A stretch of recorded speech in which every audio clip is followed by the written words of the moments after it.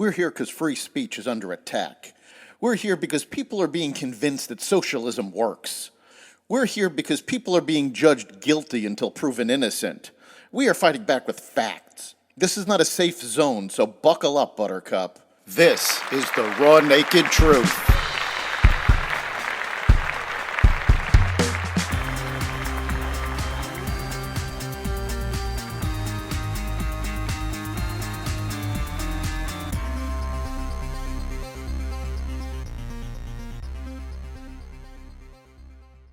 Welcome to the Raw Naked Truth. I'm your host, Eric Lopkin. As we record this, Russia has invaded Ukraine. American troops are headed to our Eastern European allies in NATO, and the U.S. is sending more weapons to Ukraine. President Biden on Tuesday announced new sanctions against Russia as a result of President Vladimir Putin's latest actions concerning Ukraine. This is the beginning of a Russian invasion of Ukraine, so I'm going to begin to impose sanctions in response, Mr. Biden said at the White House in response to Putin's decision to send quote-unquote peacekeeping forces into Ukraine's eastern breakaway regions hours after he formally recognized Luhansk and Donetsk as independent from Ukraine on Monday. Mr. Biden said the sanctions, closely coordinated with allies and partners, will target two large banks in Russia and its sovereign debt. Biden also told the American public that energy costs for Americans will go up due to the Russian invasion. He has said that he will use all tools at his disposal to keep energy costs down. However, he has not considered removing the restrictions of energy leases that he put in when he first became president. He has refused to reauthorize the Keystone Pipeline or to take decommissioning other pipelines off the table. He is still beholden to the radical left, and now security policy is coming into direct conflict with his climate change agenda. Putin has been emboldened by the Biden presidency. During the 2020 campaign, Biden claimed Putin didn't want him to be president because he knew him. Putin did know Biden. During the Obama administration, when Biden served as vice president, Putin invaded Crimea, largely unopposed by America.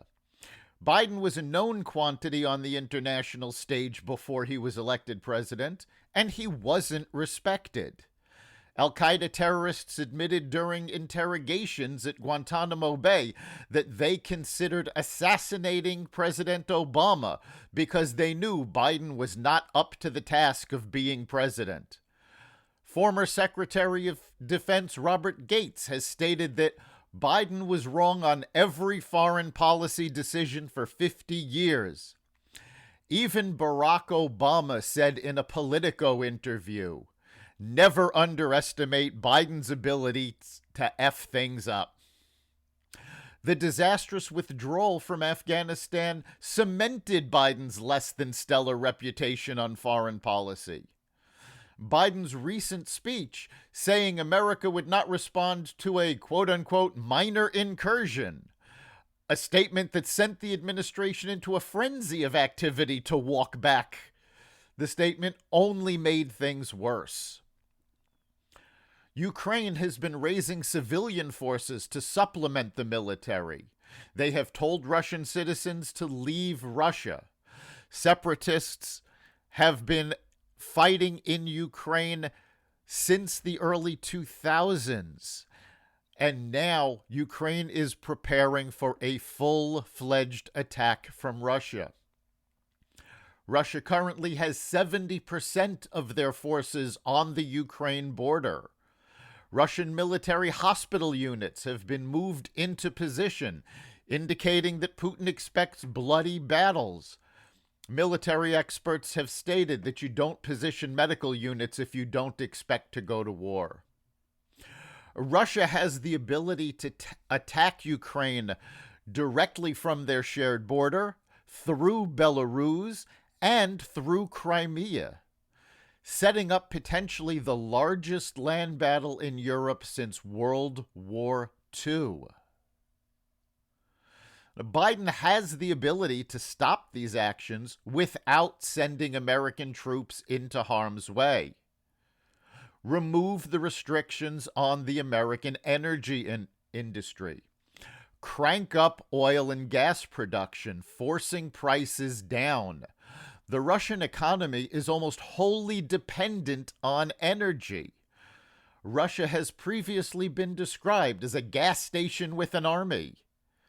Get back to the point we were at in 2019 when we were energy independent and produced enough energy not only for our needs, but to help Europe get away from its reliance on Russian oil and gas. Then hit the country with major economic sanctions. So far, the Biden administration has announced minor economic sanctions. Cut them off from the international financial system. Don't wait. Target all of the oligarchs that have been supporting Putin. Target the Russian economy. Put an economic squeeze on them hard enough that they can't afford to pay their soldiers. The Ukraine military is gearing up to defend their homeland. They are fighting for survival. The Russian troops, on the other hand, are an invading force. They are fighting what Putin claims to be fellow Russians. They are not fighting for their survival. They're fighting for politics. And we have seen in the past that soldiers who are fighting for politics will not fight when they are not paid. The other thing Biden needs to do is hire hackers. Russia has been doing this for years. In a cyber attack, the U.S. is almost completely focused on defense. It's time to develop offensive cyber capability. The private sector and utilities need to step up their cyber defense as well to not give Russia any easy targets. The world has changed, and America can defend the world without troops being deployed if we have the will to do it. Biden's image of weakness is showing the world that right now we don't. Once again, Biden is behind the 8 ball in a situation of his own making. Putin, as we said, has been emboldened by Biden's weakness and is moving forward to cement his legacy and attempt to reform the Soviet Union, a goal he has stated he has had many times.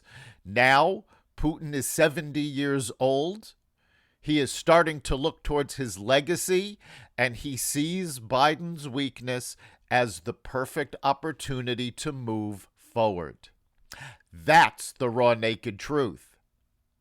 If you have an issue you'd like us to look into, you can contact us at xvadio.com/connect. You can listen to this episode as well as the rest of the Xvadio podcast network at xvadio.com/podcasts, the Apple Podcasts app, Google Podcasts, Spotify, iHeartRadio, Stitcher, Amazon Music, Audible, and wherever you find podcasts. We'll see you next time.